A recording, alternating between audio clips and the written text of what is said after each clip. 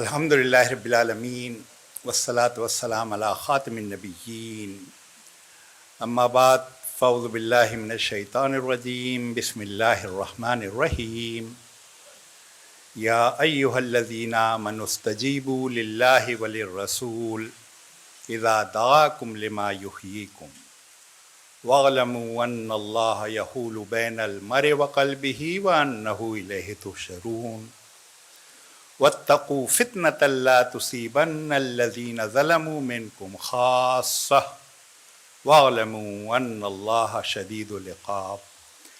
صدق اللہ العظیم۔ رب اشرح لی صدری ویسر لی امری واحلل عقدۃ من لسانی یفقہوا قولی۔ اللہم ارنا الحق حقا وارزقنا اتباعہ وارنا الباطل باطلا وارزقنا اجتنابہ۔ اما بعد، فتنوں کے دور میں راہ نجات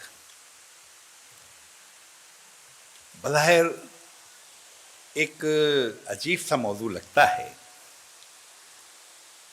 فتنوں کا لفظ ہم نے بار بار سنا ہے، لیکن فتنوں کے دور کی تشریح کی جائے، اس کی تفصیلات بیان ہوں، وہ تو لگتا یہ ہے کہ خود ہی نظر آنے چاہیے۔ اور پھر حضور اکرم صلی اللہ علیہ وسلم آپ نے فتنوں کا تذکرہ کیوں کیا ہے، فتنوں کی نشاندہی کیوں کی ہے؟ اللہ کے رسول صلی اللہ علیہ وسلم وما ارسلناک الا رحمۃ للعالمین اور وما ارسلناک الا کافۃ للناس بشیرا ونذیرا، آپ صلی اللہ علیہ وسلم عالمین کے لیے رحمت ہیں، اور آپ صلی اللہ علیہ وسلم ہر تمام انسانوں کے لیے بشیر اور نذیر بنا کر بھیجے گئے ہیں۔ پھر حضور اکرم صلی اللہ علیہ وسلم نے فرمایا کہ میری اور قیامت کی مثال ایسی ہے جیسے یہ دو انگلیاں۔ یہ فرما کر آپ نے اپنی شہادت کی انگلی اور برابر والی انگلی لوگوں کو دکھائی اور فرمایا کہ کیا ان کے درمیان میں کچھ ہے؟ اور پھر فرمایا جس طرح ان دو انگلیوں کے درمیان کچھ نہیں ہے، اسی طرح میرے اور قیامت کے درمیان اب کوئی رسول نہیں، کوئی نبی نہیں، کوئی ہدایت کا منبع اور مرکز نہیں۔ قیامت تک کے لیے نور ہوں، روشنی ہے، وہ سب میں ہوں گویا۔ قیامت تک کے لیے، آج کے دور کے لیے، آج کے حالات کے لیے، اور اللہ کے رسول صلی اللہ علیہ وسلم نے آج کے حالات کا بھی تذکرہ کیا ہے۔ اور پھر آپ صلی اللہ علیہ وسلم کا امت سے جو تعلق تھا، وہ جو روایات میں آتا ہے کہ آپ سجدے میں امت کے لیے دعائیں کرتے تھے۔ آپ صلی اللہ علیہ وسلم امت کی کیفیات سوچ سوچ کر آنکھوں میں آنسو آپ صلی اللہ علیہ وسلم کے آ جاتے تھے۔ تو آپ کی محبت کا یہ تقاضا نہیں ہے کہ امت جس شاہراہ پر سفر کرے، زندگی کا جو راستہ طے کرے، اس راستے کے بارے میں بھی کچھ بتائیں، اس شاہراہ کے بارے میں بھی کچھ ہدایات دیں، اور وہاں جو خطرات ہیں، جس طرح کوئی محبت کرنے والی ماں یا باپ، بلکہ تجربے کار باپ ہے کہ اللہ تعالیٰ آپ سب کو حج اور عمرے کی سعادت نصیب فرمائے، آمین۔ اور اس سعادت حاصل کرنے کے بعد آپ اس 2022 میں دیکھیں گے مکے کا سینہ تو چیر دیا گیا ہے۔ مکہ مکرمہ آج زمیندوز راستوں کا شہر ہے، درجنوں سرنگیں ہیں جو مکے کا سینہ چیر کر مکے کے پیٹ میں بنا دی گئی ہیں، اور گاڑیاں مکے کے پیٹ کے اندر چلتی ہیں، اور عمارتیں، مجھے یاد ہے پہلی مرتبہ جب عمرے کی سعادت مجھے ملی، 84-85 کی بات ہے، تو جدہ سے جب مکہ کی جانب چلے تو پہلے تو پہاڑ نظر آئے، اور پہاڑوں کے بعد پھر خانہ کعبہ کے مینار نظر آئے۔ لیکن جو آخری مرتبہ میں گیا تو نہ پہاڑ پہلے نظر آئے، نہ وہ مینار پہلے نظر آئے، بلکہ عمارت دور سے جس پر بڑا سا کلاک لگا ہوا ہے وہ نظر آئی، 100 منزلہ عمارت، جو خانہ کعبہ کے ساتھ کھڑی ہوئی ہے. پہاڑ چھوٹے رہ گئے، عمارتیں گویا بلند ہونا، اور جو عمارتیں بن رہی ہیں اب، کوئی 100 منزلہ، کوئی 140، کوئی 90 منزلہ، آنکھوں کے سامنے آ گیا. لیکن 60-70 سال پہلے سمجھ میں نہیں آتی تھی بات، علماء کی بھی، اور آج عام آدمی کی بھی سمجھ میں آ رہی ہے. حضور اکرم صلی اللہ علیہ وسلم نے فرمایا ہے کہ جو بات فرمائی، چاہے آدمی کی سمجھ میں وقتی طور پہ نہ آ رہی ہو، بالآخر سمجھ میں آ جاتی ہے. اسی طرح حضور اکرم صلی اللہ علیہ وسلم نے فرمایا کہ ایک وقت آئے گا ہر کوئی سود کھا رہا ہوگا. اور پھر آپ نے مثال بھی دی، یعنی آدمی سوچتا ہے ہر کوئی نہ کھانا چاہے تو. آپ صلی اللہ علیہ وسلم نے فرمایا دھوئیں کی شکل، گویا گرد و غبار کی شکل سود اختیار کر لے گا. نہ کھانے نہ چاہتے ہوئے بھی آدمی کھائے گا، جیسے ہم دھواں نہ چاہتے ہوئے کھاتے ہیں راستے میں. آج یہ کیفیت نہیں ہو گئی ہے. یہ جو میں نے کپڑے پہنے ہوئے ہیں کن فیکٹریوں سے نکل کر آئے ہیں؟ یہ جو میں آٹا استعمال کرتا ہوں کن چکیوں سے پس کر آیا ہے؟ کس بنیاد پر وہ فیکٹریاں قائم ہوئی ہیں؟ ہر جگہ سود کے ذرات گویا موجود ہیں. اسی طرح حضور اکرم صلی اللہ علیہ وسلم نے فرمایا کہ زمانہ قریب قریب ہو جائے گا. آج کل گھروں میں جو بات ہوتی ہے کہ ابھی تو شروع ہوا تھا 2022 اور ختم ہو رہا ہے، نومبر آ گیا. حضور اکرم صلی اللہ علیہ وسلم نے فرمایا کہ زمانہ قریب قریب ہو جائے گا. سال ایسے گزر جائے گا جیسے مہینہ، مہینہ ایسے گزر جائے گا جیسے ہفتہ، اور ہفتہ ایسے گزر جائے گا جیسے دن، اور دن ایسے گزر جائے گا جیسے گھنٹہ، اور گھنٹہ ایسے گزر جائے گا بس جیسے ابھی تو شروع ہوا تھا اور گیا. حالانکہ آج کل سہولتیں بڑھ گئی ہیں. انسان نے وقت کو کنٹرول کرنے کی پوری کوشش کی ہے. یعنی ایک زمانہ تھا گھر میں خواتین کو روٹی پکانا ہوتی تھی، کھانا، چولہا جلانا ہے اور کیا کیا پاپڑ بیلنے پڑتے تھے. اب کیا ہے؟ بس ایک کان مروڑا، چولہا روشن اور آگ جل بھڑک اٹھی. لیکن اس کے باوجود لگتا ہے وقت ہی نہیں ہے. سب سے بڑا بحران وقت کا ہے. اسی طرح حضور اکرم صلی اللہ علیہ وسلم نے فرمایا کہ ایک زمانہ آئے گا ایسی سواری پر سفر ہوگا جس کو تم ہوا میں اڑتے ہوئے دیکھو گے، اور زمین کے فاصلے سمٹ اور سکڑ جائیں گے. اور پھر آپ نے فرمایا اس کی پیٹھ پہ بیٹھ کے نہیں، یعنی اس زمانے میں ہاتھی کی پیٹھ پر اور خچر کی پیٹھ پر اور گھوڑے کی پیٹھ پہ سفر ہوتا تھا. آپ سے نے فرمایا پیٹھ پہ نہیں، پیٹ میں بیٹھ کے سفر ہوا کرے گا، اور اس کے دونوں کان 30-40 ہاتھ لمبے ہوں گے. یعنی بچے کے سامنے ہی بات کی جائے تو وہ کہے گا اچھا یہ جہاز، ہوائی جہاز کا تذکرہ 1,500 سال پہلے حضور صلی اللہ علیہ وسلم نے اس کا تذکرہ کیا. ایسی آواز میں بات ہوگی جو مشرق اور مغرب میں بیک وقت سنائی دے گی. مشرق اور مغرب میں بیک وقت سنائی دے گی نہیں، دے رہی ہے. ابھی 7 بجے تو وائس آف امریکہ کی نشریات شروع ہوئیں. کہاں سے؟ واشنگٹن سے، ہزاروں میل دور. سنا ہم نے یہاں کراچی میں، مینگورا میں، ٹھٹا میں، ہزاروں میل دور. اور براہ راست ایسا نہیں ہے کوئی اس میں سیکنڈوں میں بات ہم تک پہنچی. ایسی آواز میں بات ہوگی، مشرق اور مغرب میں بیک وقت سنائی دے گی. پھر اسی طرح حضور اکرم صلی اللہ علیہ وسلم نے فرمایا کہ ایک وقت آئے گا بوڑھے اپنے آپ کو جوان دکھایا کریں گے. یہ تو کیسے کیسے دکھانے کی ترکیبیں آ گئی ہیں، چاہے لیڈران کرام ہو، چاہے عامت الناس ہو، چاہتے ہیں بڑھاپن نظر ہی نہ آئے. آدمی 70 سال کا بھی ہو، جوانی نظر آئے، اور کوئی سفیدی نام کی چیز نظر نہ آئے. اور اس میں پہلے تو خواتینی کے حوالے سے یہ مشہور تھا، اب یہ تخصیص نہیں ہے. خواتین ہو یا مرد، لوگ اپنے آپ کو گویا جوانی ظاہر کر رہے ہوتے ہیں. اسی طرح حضور صلی اللہ علیہ وسلم نے فرمایا کہ بے قصور کو قتل کیا جائے گا. کیوں؟ تاکہ اشتعال پھیلے. واقعہ یہ ہے جب یہ میں حدیث پڑھی تو میں تو چونک گیا. ظاہر ہے پچھلے 40-50 سال سے پاکستان میں دیکھ رہا ہوں اور دنیا بھر میں بعض قتل صرف اس لیے ہوتے ہیں ذرا فساد ہو, ذرا ہنگامے شروع ہیں, اشتعال آ جائے. مذاہب قتل اس لیے کیا جائے گا تاکہ لوگوں میں اشتعال پھیلے. اسی طرح حضور صلی اللہ علیہ وسلم نے فرمایا کہ مساجد کے دروازوں پر لوگ گدوں سے اترا کریں گے, موٹے موٹے گدے, یہ جو ہم گاڑیوں میں بیٹھتے ہیں سیٹیں, یہ موٹے موٹے گدے نہیں ہوتے, کتنے موٹے موٹے گدے ہوتے ہیں. لوگ موٹے موٹے گدوں پہ بیٹھ کر مساجد کے دروازے پہ اترا کریں گے.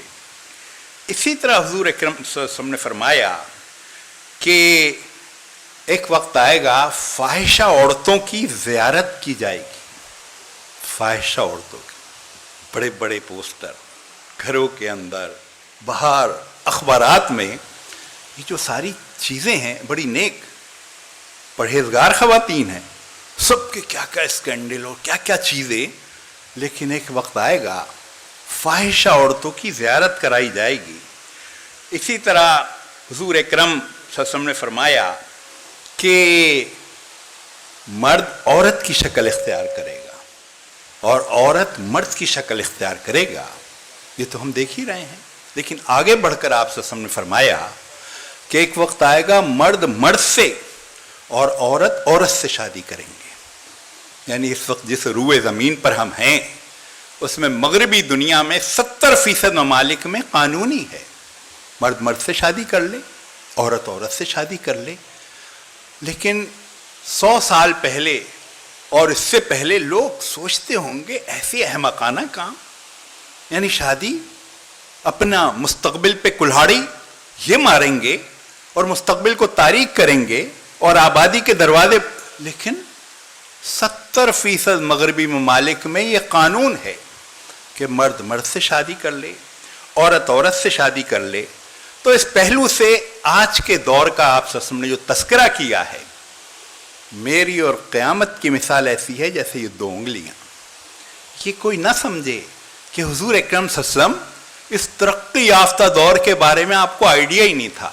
آئیڈیا نہیں, اور یہ تو میں نے دیکھ کے چند چاول دکھائے ہیں, ورنہ تو حدیث میں لگتا یہ ہے کہ آپ صلی اللہ علیہ وسلم نے کھول کر آپ کو جیسے نقشہ دکھا دیا گیا ہے آج کے دور کی, جس طرح آپ صلی اللہ علیہ وسلم نے تصویر کھینچی ہے. پھر حضور اکرم صلی اللہ علیہ وسلم نے اپنی امت کے لیے, محبوب امت کے لیے, جن کے لیے رو رو کر آپ دعائیں کیا کرتے تھے, اور قیامت کے لیے بھی تذکرہ آتا ہے کہ آپ صلی اللہ علیہ وسلم سجدے میں پڑھ کر امتی امتی فرما رہے ہوں گے. اس امت کے بارے میں آپ صلی اللہ علیہ وسلم نے ایک پرہیز تجویز کیا ہے. یہ فتنے جو ہیں اس کو پرہیز جیسی چیز اگر ہم لیں, اس لیے کہ ڈاکٹر پر ہمیں بڑا اعتماد ہوتا ہے, وہ کہہ دیتا ہے روغنی چیزیں نہ کھائیں, تو چاہے 5000 گز کے بنگلے میں کیوں نہ رہتا ہو, ہر چیز میسر ہو, لیکن بیچارہ ابلی ہوئی غذا کھا رہا ہوتا ہے. ڈاکٹر کہتا ہے نمک چھوڑ دو, نمک چھوڑ دیتا ہے. کہتے ہیں میٹھا چھوڑ دو, میٹھا چھوڑ دیتا ہے. بالکل روکھی سوکھی بالکل ہی بے مزہ چیزیں آدمی کھا رہا ہوتا ہے. کیوں کھا رہے ہیں؟ کہتے ہیں ڈاکٹر نے کہا ہے اور اس کو میری صحت کا خیال ہے. حضور اکرم صلی اللہ علیہ وسلم رحمت للعالمین صلی اللہ علیہ وسلم, آپ نے بھی بہت ساری چیزوں سے اپنی امت کو پرہیز تجویز کیا ہے کہ یہ چیزیں ہیں جن کا احتیاط, جن پہ نظر رکھو, جن پہ گویا تم بچو گے تب گویا ٹھیک راستے پر چل سکو گے. لیکن ہمارا ڈاکٹر پہ تو بڑا اعتماد ہے, اس کی کہی چیز کے بارے میں ہم کس طرح چیزیں چھوڑ دیتے ہیں. لیکن سرکار دو عالم صلی اللہ علیہ وسلم آپ پر اعتماد اور تعلق, آپ کی کتنی ہدایات ہیں, کتنی چیزیں ہیں کہ جن سے آپ نے روکا.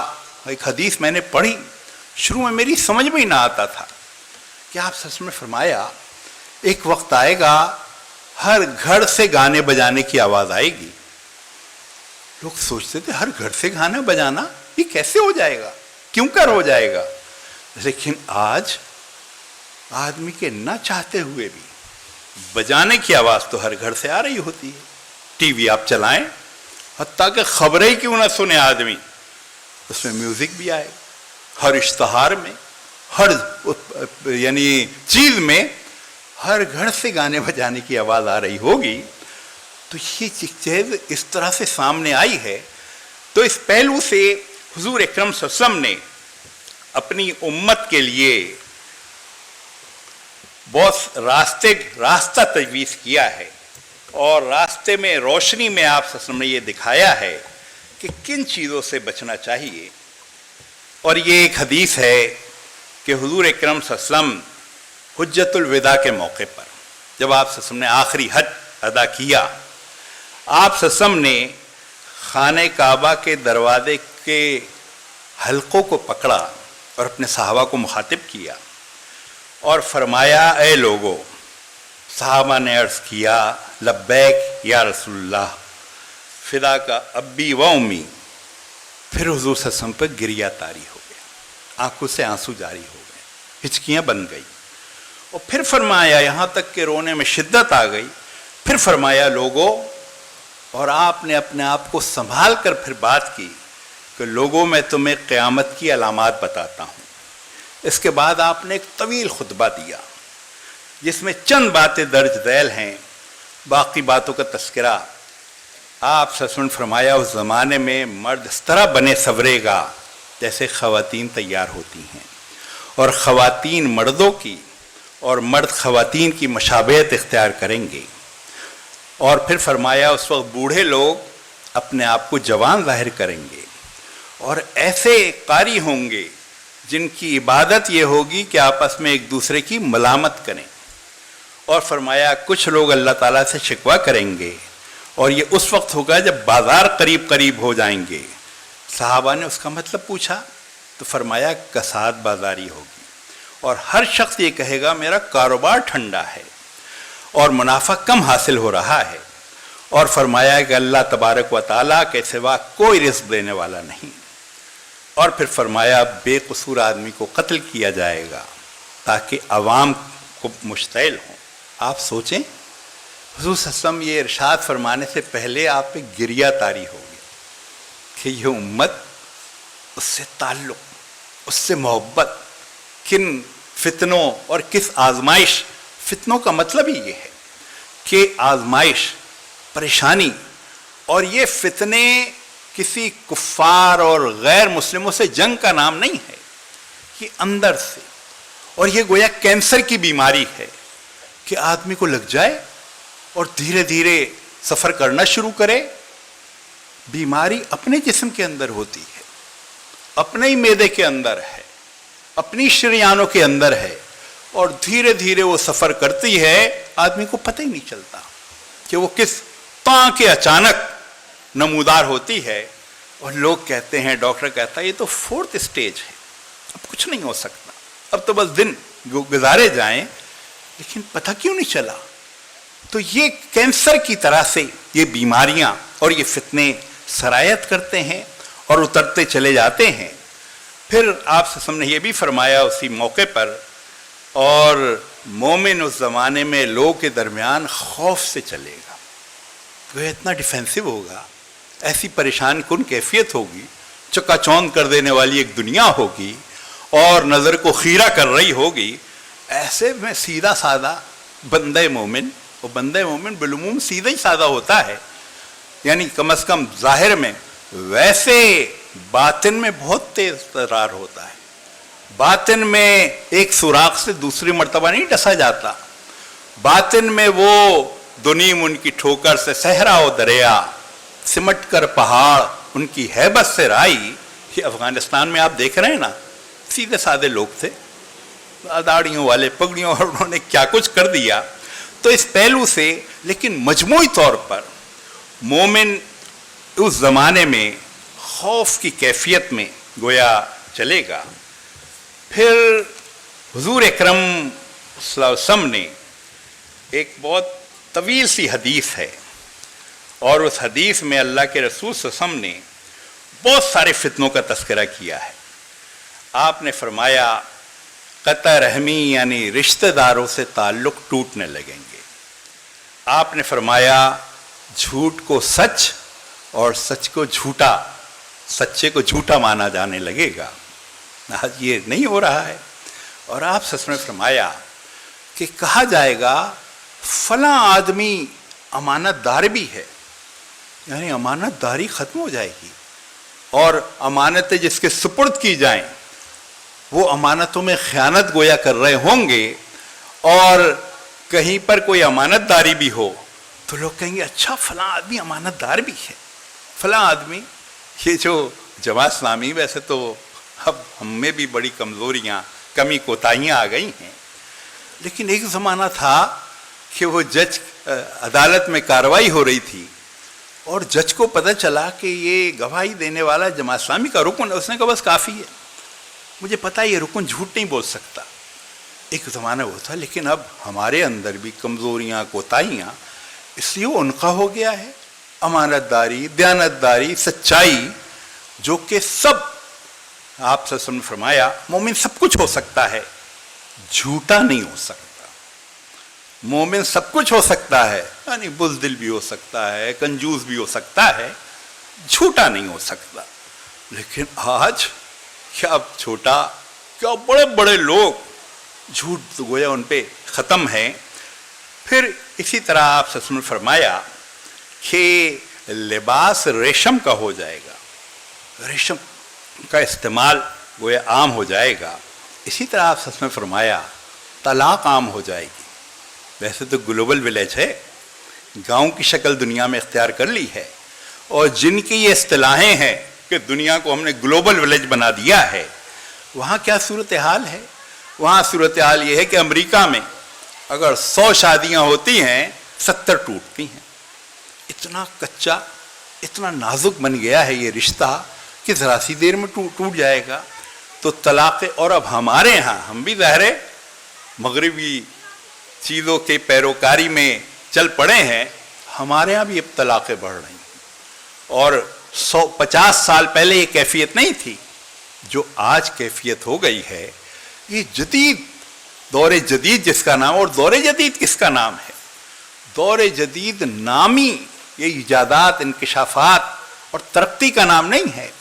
جنہوں نے اس دور کو دور جدید قرار دیا، اور ان لوگوں نے اس کی تعریف بھی کی۔ اور کیا تعریف کی؟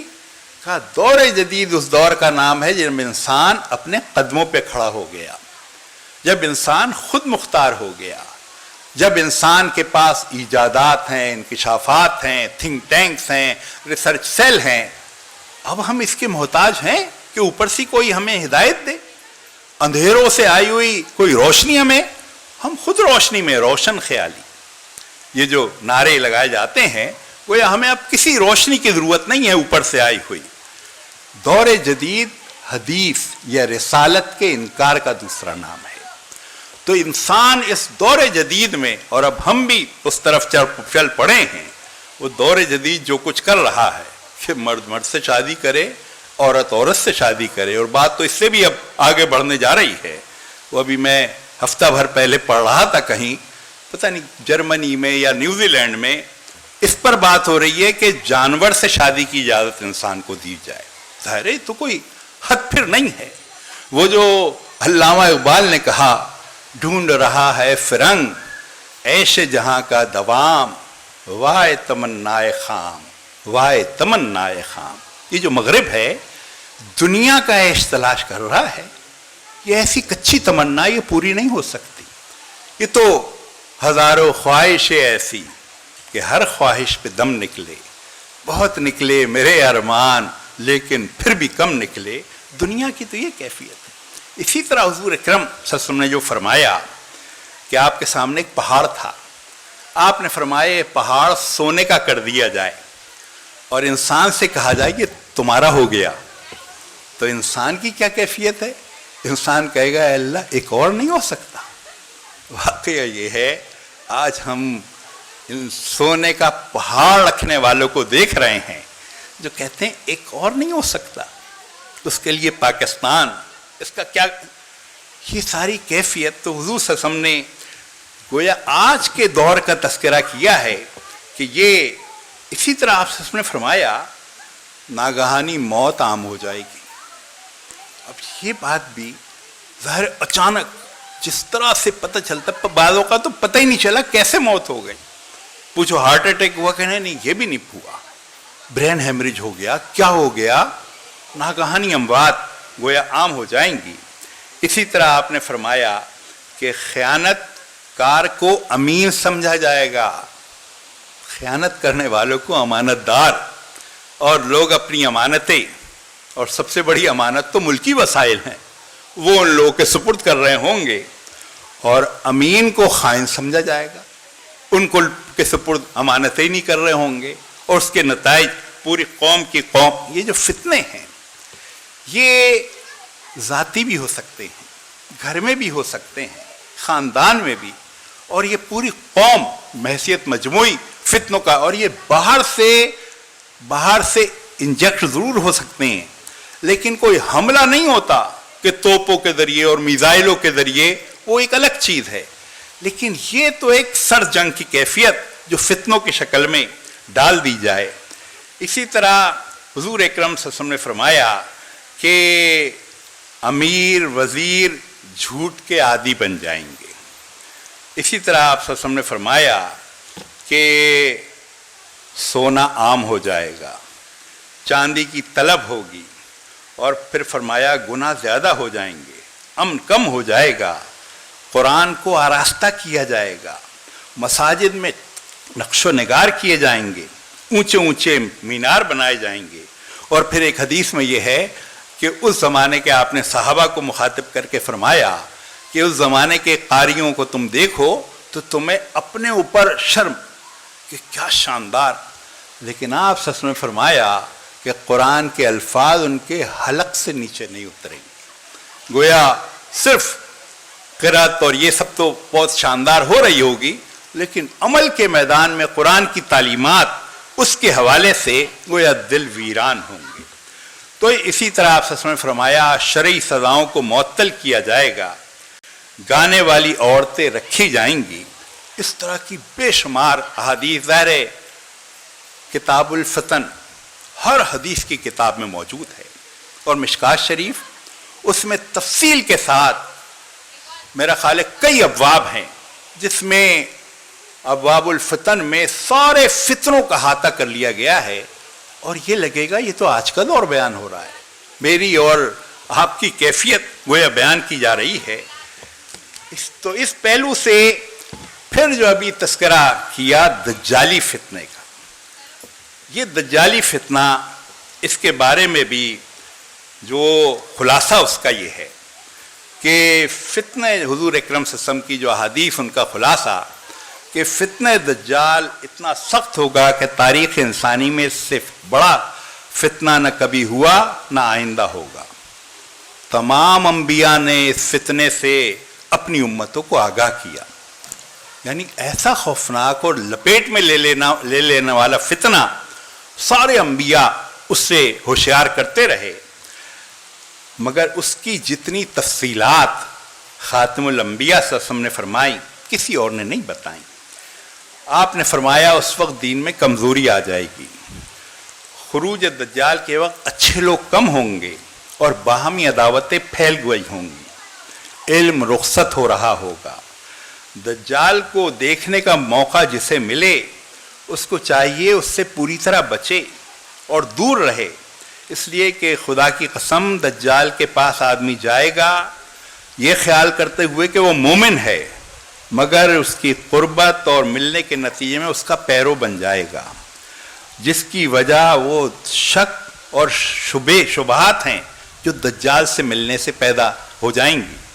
یہ جو آج تشکیک کا جو فتنہ ہے، اچھا بھلا بندہ مومن یہ سود کے بغیر معیشت کیسے چلے گی، عورت کے بغیر گزارا، یعنی ایسی سوالات کر رہے ہوں گے. اچھا بھلا بندہ مومن، ظاہر جو پورا یہ دور ہے، اور اس دور کے بارے میں بعض علماء کرام یہ کہتے ہیں کہ یہ تو ابھی ہم نہیں کہتے کہ دجال کا کوئی خروج ہونے لگا ہے، لیکن اسٹیج جیسے تیار ہو رہا ہے، حالات اور فضا جیسے بن گئی ہے، بڑی موٹی موٹی علامات ہیں جو نظر آنا شروع ہو گئی ہیں، اور اسی میں آپ دیکھیں کہ اس کی ایک کیفیت یہ ہے کہ مجھ جیسا آدمی بھی، یہ آج کے دور میں اسلامی سزائیں یہ چل سکتی ہیں، چور کا ہاتھ کاٹ دیا جائے اور زانی کو سنسار، بڑی ظالمانہ۔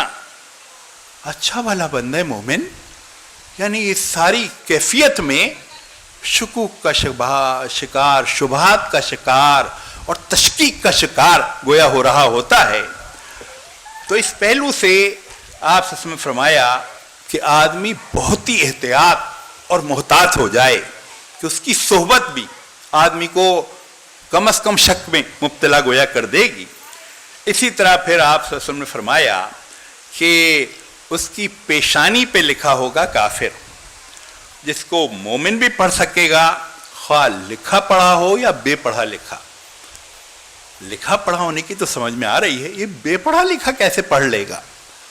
اس کا مطلب یہ ہے جو علماء نے تشریح کی ہے، اس پوری کیفیت میں آپ اسے نظام کہہ لیں، آپ اسے تہذیب کہہ لیں، اس پہ چھاپ کافرانہ ہو، اور اس میں کنفیوژن یہ نہیں ہوگا کہ یہ مسلمانوں کی تہذیب ہے یا مسلمانوں کا طر امتیاز ہے۔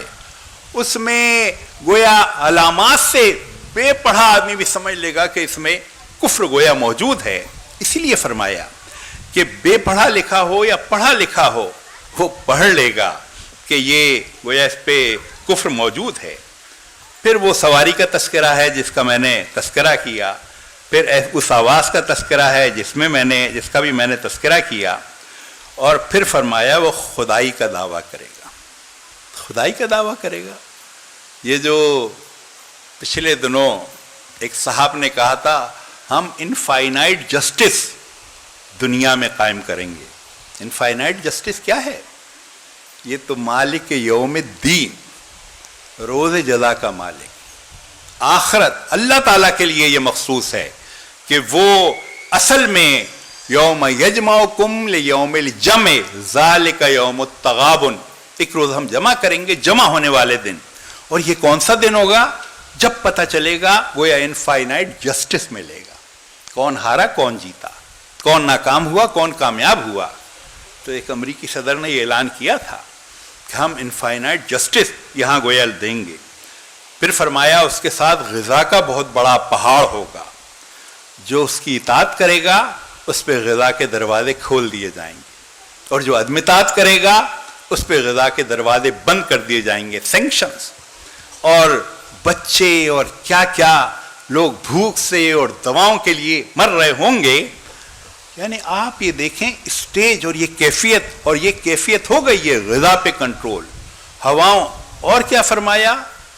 بادلوں کو کہا جائے گا بارش برساؤ، بارش برسائے گی بادل، آج یہ نہیں ہو رہا ہے۔ اسی طرح بنجر زمین اس کو آباد کر دیا جائے گا، بانجھ گائے اس کو بچہ جننے والا بنا دیا جائے گا، بالکل نابینا اس کو بینا آنکھوں والا کر دیا جائے گا۔ آج جس طرح سے چیزیں آگے کی طرف چل رہی ہیں اس کو آپ سائنس بھی کہیں، ترقی بھی کہیں، لیکن اس میں یہ سب ایک فتنہ بہرحال موجود ہے۔ تو یہ اسی طرح ایک اس حدیث میں یہ بھی ہے کہ انسان کے ٹکڑے کر دیے جائیں گے اور لوگ اس کے درمیان حرکت کریں گے، اور پھر کہا جائے گا ان کو ملاؤ اور اٹھا کے کھڑا۔ آج یہ نہیں ہو رہا۔ یہ جو انستھیزیا آدمی کو دے دیا جاتا ہے پھر کیا ہوتا ہے؟ پھر اس کے ہاتھ پر ٹانگ پر کلاڑے چلا کر گویا الگ کر دی جاتی ہے، اور اس کے بعد پھر جوڑ دیا جاتا ہے، اسٹچنگ ہو جاتی ہے، اور پھر اچھا بھلا آدمی کچھ دن میں ٹھیک تیار ہو جاتا ہے۔ یہ دل کے آپریشن جو ہوتے ہیں بائی پاس، دل نکال کر الگ اس کی گویا صفائی کی جاتی ہے اور بائی پاس کیا جاتا ہے اور پھر رکھ دیا جاتا ہے، تو اور لوگ اس کے درمیان بعض اوقات، تو یہ سب چیزیں حضور صلی اللہ علیہ وسلم نے فرمائی کہ یہ گویا دجالی فتنے کے دور میں یہ سب کچھ ہو رہا ہوگا۔ تو اس پہلو سے گویا یہ ایک ایسا فتنہ جس کی ہوائی، جس کی کائناتی قوتوں پر خاصی گرفت ہو گئی ہوگی، وہ گویا دجالی فتنہ، اور دجالی فتنے کا اس کا یہ جو آگے ہے کہ جو اطاعت کریں گے ان کی زمینوں میں دجال کے کہنے پر بادلوں سے بارش ہوگی اور زمین خوب زرخیز ہو جائے گی، ان کے مویشی خوب فربا ہوں گے اور خوب دودھ دیں گے، اور جو لوگ عدم اطاعت کریں گے انہیں قحط سے دوچار ہونا پڑے گا، ان کے مویشی بھی ہلاک ہو جائیں گے۔ تو اس پہلو سے حضور اکرم صلی اللہ علیہ وسلم نے، یہ تو میں نے پھر عرض کر رہا ہوں، ظاہر چند منٹ ہوئے ہیں اور چند منٹ میں خلاصہ بیان کرنے کی کوشش کی ہے، اور یہ وہ چیز ہے جو بہت ساری چیزیں ہمارے مشاہدے میں ہیں۔ حضور اکرم صلی اللہ علیہ وسلم نے نشاندہی فرمائی ہے کہ یہ سب چیزیں اس شاہراہ پر جو امت مسلمہ گزر رہی ہے، اس میں یہ سارے گڑھے اور کھائیاں اور کانٹے اور جھاڑیاں یہ سب نظر آ رہی ہیں، ہوشیار رہو۔ لیکن کیا یہ صورتحال ایسی چلتی رہے گی؟ فتنوں میں ہی قیامت برپا ہو جائے گی؟ نہیں، حضور اکرم صلی اللہ علیہ وسلم نے اور بات بھی فرمائی، اور آخر میں انہی چند چیزوں کا تذکرہ ضرور کروں گا کہ آپ صلی اللہ علیہ وسلم نے ایک مشہور حدیث ہے 5 ادوار والی حدیث، اور آپ تاریخ دیکھیں اسی طرح چلی ہے تاریخ۔ حضور اکرم صلی اللہ علیہ وسلم نے فرمایا کہ یہ میرا دور ہے، دور نبوت، کچھ عرصے رہے گا ختم ہو جائے گا۔ یہ بھی صاحب امت مسلمہ سے متعلق ہے، نبوت ختم ہو جائے گی، پھر کیا ہوگی؟ پھر آپ صلی اللہ علیہ وسلم نے فرمایا پھر خلافت علی منہاج نبوہ ہوگی، نبوت کے طریقے پہ خلافت، وہ بھی کچھ عرصے رہے گی اور وہ بھی ختم ہو جائے گی۔ پھر آپ صلی اللہ علیہ وسلم نے فرمایا پھر بادشاہتیں ہوں گی، یعنی خلافت پھر بادشاہتیں آ گئیں، اور آپ صلی اللہ علیہ وسلم نے فرمایا وہ بھی چلیں گی، بالآخر وہ بھی ختم ہو جائیں گی، بادشاہتیں ختم ہو جائیں گی، پھر کیا ہوگا؟ پھر آپ صلی اللہ علیہ وسلم نے فرمایا پھر جبر کا ایک دور ہوگا، سختیاں ہوں گی، ڈکٹیٹرشپ ہوگی، اور آپ اپنی تاریخ کا سارا جائزہ لیں، نبوت کے بعد خلافت علی منہاج نبوہ، اور ایک چیز نعمت ہے، اللہ کا بڑا احسان ہے۔ آج 1450 سال گزر گئے ہیں، اور میں آپ سے پوچھوں مسلمان حکمراں کتنے گزرے ہیں؟ آپ کہیں گے بے حساب، ہزاروں، لاکھ بھی ہو سکتے ہیں، ظاہر 1500 سال میں۔ لیکن میں آپ سے پوچھوں خلفائے راشدین کتنے ہیں؟ تو آپ کا جواب ہوگا 4 یا 5۔ یہ 400 کیوں نہیں ہے؟ یہ 4000 کیوں نہیں ہے؟ یہ 40 بھی نہیں ہے، 1 درجن بھی نہیں ہے، 4 یا 5، یہ کیا چیز ہے؟ اور اگر میں پوچھوں یہ کیا ماجرا ہے، یہ اتنے 1500 مسلمان حکمراں گزرے، ان کو یہ کیا مسلمان نے؟ آپ کہیں گے مسلمان تھے، خلیفہ نہیں تھے۔ گویا حکومتی معیار جو اسلام نے دیا اس سے ذرا ہٹ گئے۔ یہ جو آج خانہ کعبہ کہاں ہے، روضہ رسول صلی اللہ علیہ وسلم کہاں ہے؟ بلکہ آج بھی ایک صاحب نے وہاں سے مجھے پیغام دیا کہ میں مدینہ میں ہوں، روضہ رسول صلی اللہ علیہ وسلم پر حاضری دے رہا ہوں اور آپ کا بھی سلام کہہ رہا ہوں، لیکن اس ملک کے میں اگر کہوں وہاں خلافت ہے تو آپ کہیں گے نہیں جی نہیں، جبر ہے، بادشاہ۔ کس قدر پیمانے ہمارے ستھرے ہیں، کس قدر آئیڈیل کلیئر ہے، صدیوں کا گرد و غبار کوئی ابہام نہیں پیدا کر سکا، کوئی کنفیوژن نہیں پیدا کر سکا کہ نہیں جی 500 خلفائے راشدین ہیں، 400 ہیں، 40 بھی نہیں ہیں، 2 درجن، 1 درجن، 4 یا 5۔ اور 5واں خلیفہ راشد وہ صحابی نہیں ہیں، حضرت عمر بن عبدالعزیز جو کہ تابعی ہیں، لیکن وہ معیار حکومت اس پر لے آئے جو کہ منہاج نبوی تھا، تو آپ نے کہا وہ خلافت ہے۔ کیسے شاندار! لیکن یہ کیوں ہے؟ یہ آج 1500 سال بعد بھی ذہن اس پہ اتنے کلیئر کیوں ہے کہ یہ ہے خلافت راشدہ؟ اس کا جواب ابھی آتا ہے۔ تو خلافت علی منہاج نبوہ ہو گئی، پھر آپ صلی اللہ علیہ وسلم نے فرمایا پھر اس کے بعد بادشاہتیں ہوں گی، وہ تو آپ نے دیکھ لیا، بادشاہت آ گئی، ملوکیت آ گئی۔ پھر آپ صلی اللہ علیہ وسلم نے فرمایا وہ بھی گزرے گی، پھر کیا ہوگا؟ آپ صلی اللہ علیہ وسلم نے فرمایا پھر جبر کا دور ہوگا، سختی کا دور۔ ترکی، آپ کو پتا ہے ترکی میں 50 سال پہلے کیا تھا؟ مساجد پہ تالے پڑے ہوئے تھے، اذانوں پہ پابندی تھی۔ ایک خاتون جو ابھی جی رہی ہے، حیات ہے، اسکارف پہننے کے بعد وہ پارلیمنٹ کے رکن منتخب ہو گئی، اور جب وہ منتخب ہو کے پارلیمنٹ میں پہنچی تو اس سے کہا حلف نہیں پڑھ سکتی۔ پوچھا اس نے کیوں؟ کہا یہ جو سر پہ تمہاری چادر ہے اس کو اتار دو. اس نے کہا مجھے چادر کے ساتھ میرے عوام نے منتخب کیا ہے, جمہوریت اسی کا نام ہے نا, عوام نے منتخب کیا ہے, تو یہ کیا تمہاری منطق ہے کہ یہ سر پہ چادر ہوگی تو حلف نہیں؟ کہا گیا نہیں, ترکی جو ہے سیکولر ملک ہے اور یہاں یہ جو شاعر اسلام ہے یہ نہیں چلے گا.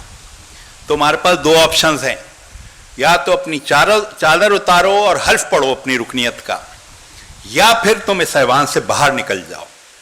لیکن وہ عورت بھی اور خواتین واقعتاً, یہ میں آج کے دور کی بات کر رہا ہوں, اس خاتون نے کہا تمہارا خیال ہے یہ جو اللہ کا شاعر اور اسلام کا شاعر اور حضور صلی اللہ علیہ وسلم کی ہدایت, تمہارا خیال ہے کہ یہ میرے نزدیک کم قیمت ہے اور تمہاری اسمبلی کی ممبری زیادہ قیمت ہے؟ ٹھوکر مارتی ہوں میں اسمبلی کی ممبری کو. اس نے اس اسمبلی کی ممبری چھوڑی اور باہر نکل گئی. وہ الگ بات ہے, تلک الایام نداولها بین الناس, دن گردش کرتے ہوئے آج اس مقام پر آ گئے. وہی خاتون ملیشیا میں ترکی کی سفیر ہے اور اس خاتون کی بیٹی حجاب کے ساتھ طیب اردگان ترک کے صدر کی ترجمان ہے. یہ میں اگلے زمانے کی کہانی نہیں سنا رہا, یہ میں ابھی جو ہماری سامنے آنکھوں کے ہوا ہے تو اس پہلو سے. لیکن آج تو حضور صلی اللہ علیہ وسلم نے فرمایا جبر کا دور ہوگا اور یہ سارے امت مسلمہ ایک جبر, سختی, ڈکٹیٹرشپ. لیکن آپ صلی اللہ علیہ وسلم نے فرمایا یہ جبر کا دور بھی ختم ہو جائے گا. ترکی میں ختم ہوا, افغانستان میں ختم ہوا, فلسطینی نکلنے کے لیے ہاتھ پاؤں مار رہے ہیں, کشمیری, ہندوستان کے مسلمان, ہر جگہ جبر کے خلاف ایک جد و جہد اور کوشش ہو رہی ہے. حضور صلی اللہ علیہ وسلم نے فرمایا یہ جبر کا دور بھی بالآخر ختم ہو جائے گا. اور پھر کیا ہوگا؟ پھر آپ صلی اللہ علیہ وسلم نے وہ بات فرمائی کہ یہ جو خلافت علی منہاج النبوہ کیوں ہمارے ذہنوں میں ہے. آپ صلی اللہ علیہ وسلم نے فرمایا جبر کا دور جب ختم ہوگا تو پھر سے خلافت علی منہاج النبوہ قائم ہوگی, نبوت کے طریقے کی خلافت, جس کو علامہ اقبال نے ذرا پہلے دیکھ لیا تھا اور کہا تھا آنکھ جو کچھ دیکھتی ہے لب پہ آ سکتا نہیں, محو حیرت ہوں کہ دنیا کیا سے کیا ہو جائے گی. پھر دلوں کو یاد آ جائے گا پیغام سجود, پھر جبیں خاک حرم سے آشنا ہو جائے گی.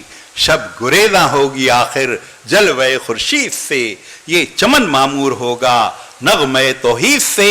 اور کتاب ملت بیضا کی پھر شیرازہ بندی ہے, یہ شاخ ہاشمی کرنے کو ہے پھر برگ و بر پیدا. اور ایک اور حدیث, وہ بھی عجیب و غریب حدیث ہے. یہ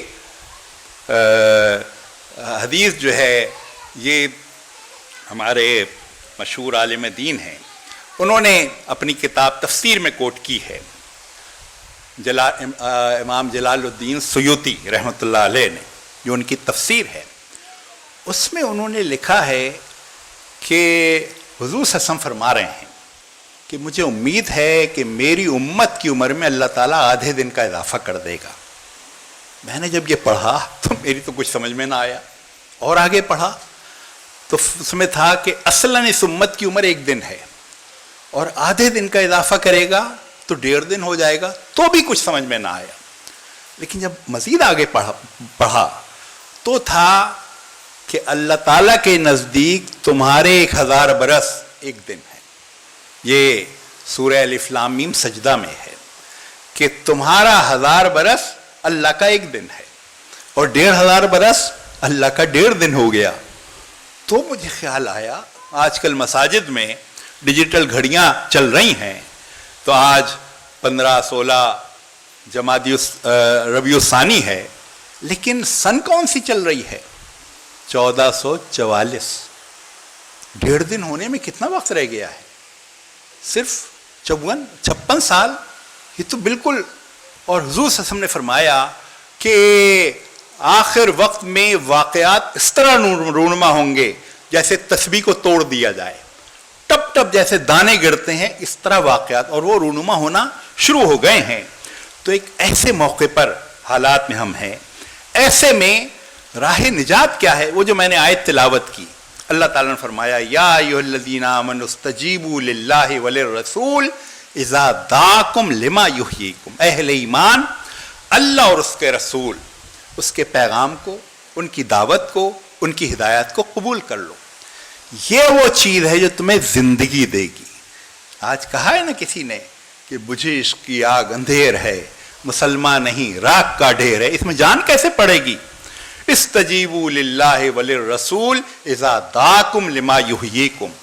قرآن و سنت اس کو گویا تھام لیا جائے، پھر عبادات جو اللہ تعالیٰ نے لازمی کی ہیں اس کو دانتوں سے پکڑا جائے، پھر آخرت یہ بڑی اہم چیز ہے.